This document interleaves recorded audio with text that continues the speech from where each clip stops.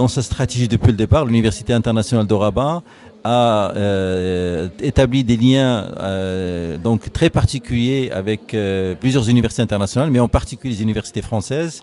Alors, en quoi ça consiste ce partenariat?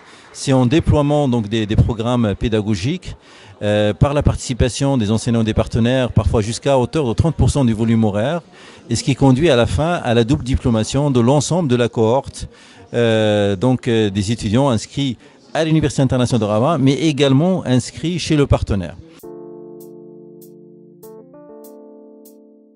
Cette particularité de partenariat a conduit à attirer des étudiants étrangers, notamment subsahariens, parce qu'il y a cette double diplomation.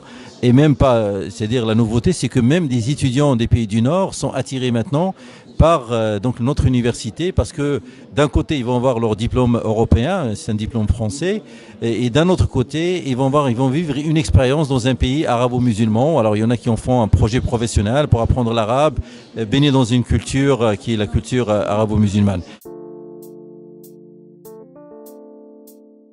Ce partenariat-là a été enrichi par la recherche également, ce qui a conduit aujourd'hui à la création de 3 laboratoires internationaux associés avec le CNRS et dans les domaines, que ce soit dans le domaine des matériaux énergiques, que ce soit dans le domaine de l'informatique ou les sciences humaines et sociales, les sciences politiques, et également des laboratoires avec des industriels tels qu'un Open Lab avec Peugeot Citroën. Et tout ça avec nos partenaires universitaires. Dès le départ, l'université a misé sur l'innovation et la recherche appliquée pour répondre à des besoins à la fois des entreprises et aussi une stratégie nationale marocaine qui a investi et qui a un plan stratégique dans le domaine des énergies renouvelables, dans le domaine de l'aéronautique, l'automobile, l'agriculture, l'offshoring.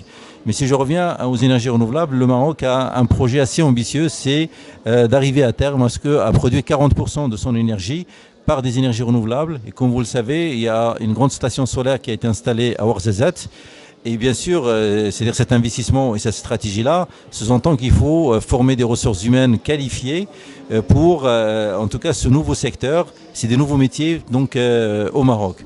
Donc nous avons été amenés à créer donc une école des énergies renouvelables avec notre partenaire, l'Université de Lorraine. Il y a eu toute une ingénierie et de l'innovation pédagogique pour pouvoir faire un programme sur mesure dédié au métier des énergies renouvelables. Et ça, c'est une nouveauté pour, je dirais, dans le type de coopération. Ce qui a permis aujourd'hui, même à l'Université de Lorraine, de commencer à réfléchir, de déployer ce programme-là chez elle, pour créer une nouvelle formation dans le domaine des énergies renouvelables.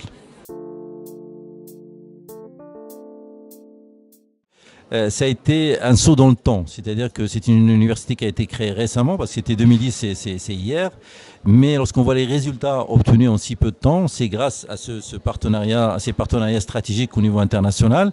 Parce que les résultats qu'on a obtenus jusqu'à aujourd'hui, que ce soit en termes d'innovation, parce qu'on est à 200 brevets déposés, pratiquement 20% des brevets sont à l'international, des contrats de recherche à l'international.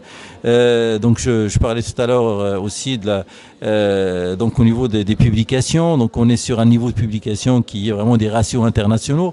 Et ça, d'une part, c'est grâce à nos partenaires qui nous ont accompagnés, et grâce aussi donc à un corps professoral qui est la diaspora marocaine qu'on a fait revenir. Il y a plus de 70, on a 100 enseignants-chercheurs, 70 sont issus de la diaspora et qui reviennent de grandes universités, comme McGill, comme Georgia Tech, comme Yale, et on a recruté aussi on a des collègues internationaux. Il y a bien sûr, recruté des enseignants-chercheurs français, il y a des Américains, il y a des Maghrébins, Syriens. Donc il y a plusieurs nationalités. On a vraiment le côté international prend tout son sens maintenant dans cette nouvelle université qui est l'Université internationale de Rabat.